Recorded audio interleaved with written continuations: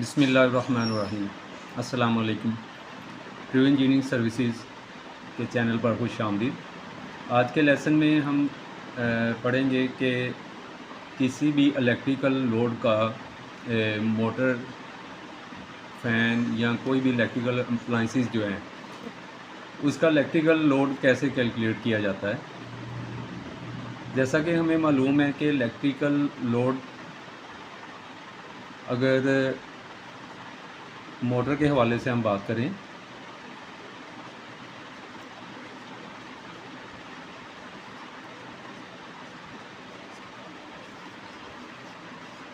तो ये 3 टाइप्स की मोटर इस्तेमाल की जाती हैं,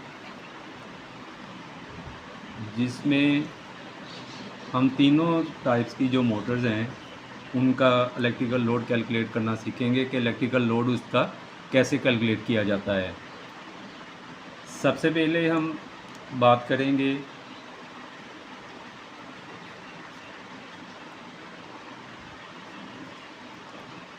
थ्री फेस मोटर की।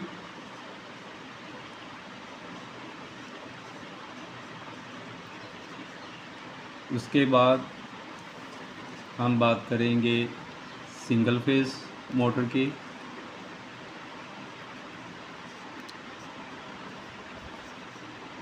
ये दोनों टाइप जो है ये एसी मोटर्स हैं, एसी, ये भी एसी मोटर्स, अल्टरनेटिव करंट।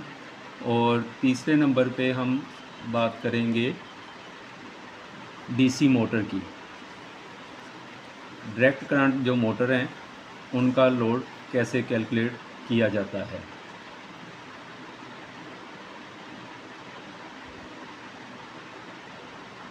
एक नंबर और 2 नंबर ये एसी मोटर्स की टाइप हैं और 3 नंबर डीसी मोटर की टाइप है। तो पहले हम बात करते हैं एसी मोटर्स के हवाले से। एसी मोटर्स के लिए हम बात करेंगे इसके फार्मूले के हवाले से। तो एसी मोटर्स या एसी लोड के लिए जो फार्मूला यूज़ होता है उसके लिए P = VI cos phi। अब इसमें P जो है ये फार्मूला हमारा यूज़ होगा सिंगल फेज़ के लिए। सिंगल फेज़ मोटर का जो लोड है उसको कैलकुलेट करने के लिए, और 3 फेज़ मोटर का लोड कैलकुलेट करने के लिए VI cos phi 3√, ये यूज़ होगा 3 फेज़ मोटर के लिए। और डीसी मोटर के लिए P = VI, ये यूज़ होगा हमारा डीसी मोटर के लिए।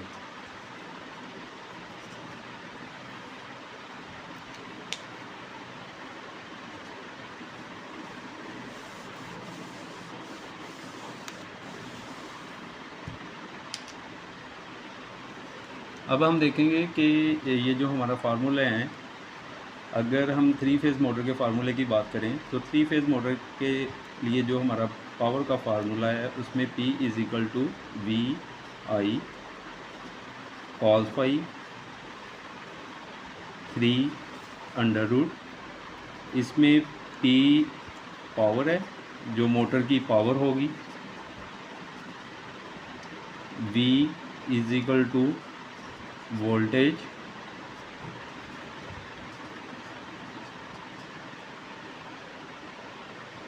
उसके बाद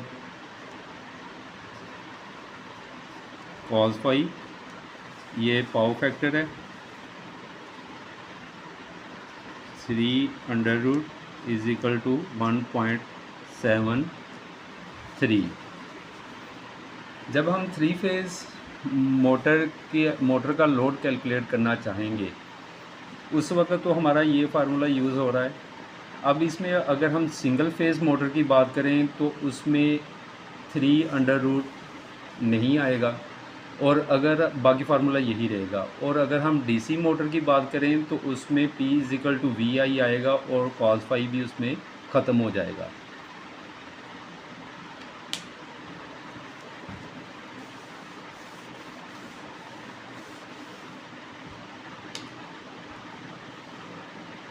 अब हम कैलकुलेट करते हैं 3 फेज़ मोटर का लोड कैसे कैलकुलेट करेंगे, जबकि अब हमें उसके लिए मालूम है कि उसका जो फार्मूला है P = VI cos फाई 3√। अब हमने लोड कैलकुलेट करना है, उसका करंट की वैल्यू हमने मालूम करनी है।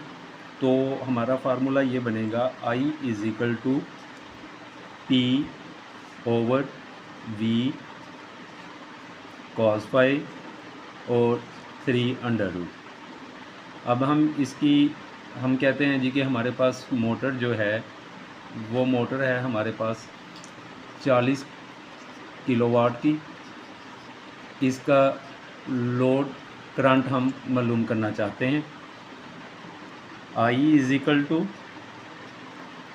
पावर आ जाएगी 40 किलोवाट डिवाइडेड बाय वोल्टेज है हमारे पास 3 फेज़ में 420 cos फाई। अगर तो पावर फैक्टर हमें मालूम है तो वो लगाएंगे, अगर नहीं मालूम तो इसको हम 0.8 कैलकुलेट करेंगे मल्टीप्लाई 1.73 3√, का ये हमारा बनेगा 40 किलोवाट है। 40 मल्टीप्लाई 1000 किलोवाट करने के लिए उसको, और 420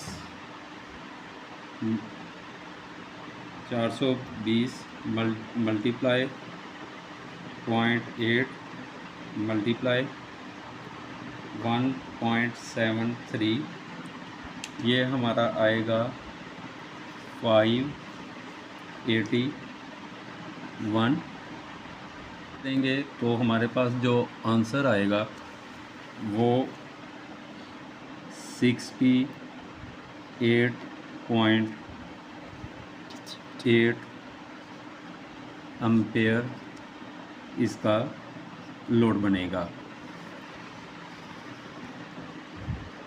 ये हमारा लोड आ गया। अगर 40 किलोवाट की हमारी 3 फेज़ की मोटर है, वोल्टेज हमारे पास 420 हैं, पावर फैक्टर का मालूम नहीं तो 0.8 लगाएंगे और 3√1.73, तो ये डिवाइड करके अगर 40 किलोवाट की मोटर है 3 फेज़ की तो उसका लोड 68.8 एम्पेयर बनेगा। अब हम बात करेंगे कि अगर हमारे पास सिंगल फेज़ की मोटर है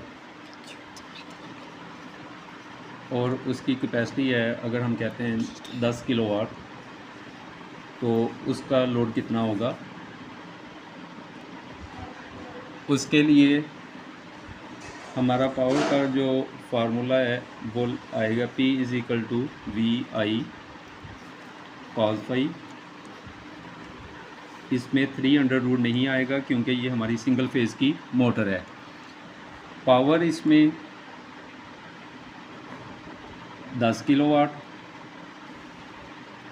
वोल्टेज हमारे पास सिंगल फेज़ में 220, करंट इसका हमने मालूम करना है और पावर फैक्टर 0.8।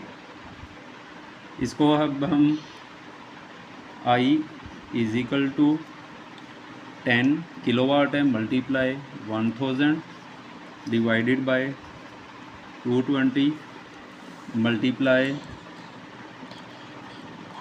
0.8, ये हमारा आंसर जो बने इसको हम करेंगे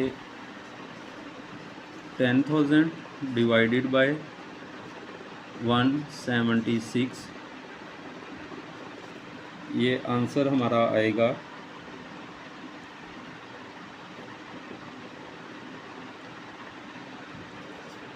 56.8 एम्पेयर। ये हमारा इलेक्ट्रिकल लोड आएगा।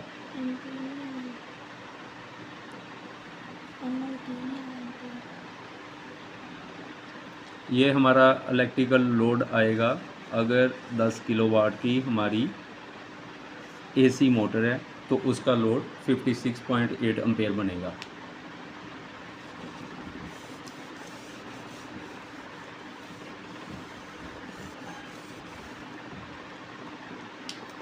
अब हम बात करते हैं कि अगर हमारे पास डीसी मोटर है 5 किलोवाट उसकी पावर है तो उसका इलेक्ट्रिकल लोड कितना बनेगा। तो डीसी के लिए हमने कहा था कि हमारा जो पावर का फार्मूला है वो होगा P = VI।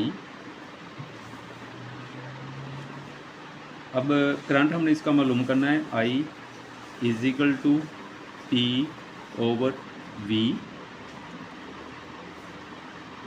I = पावर हमारे पास है 5 किलोवाट, 5 × 1000 डिवाइडेड बाय हम कहते हैं कि हमारे पास डीसी वोल्टेज जो हैं वो 24 हैं। वो जितने भी वोल्टेज आपके पास हों जिसके ऊपर वो मोटर चल रही है, अगर हम कहते हैं कि डीसी वोल्टेज हमारे पास 24 हैं तो ये हमारा बनेगा 5000 डिवाइडेड बाय 24।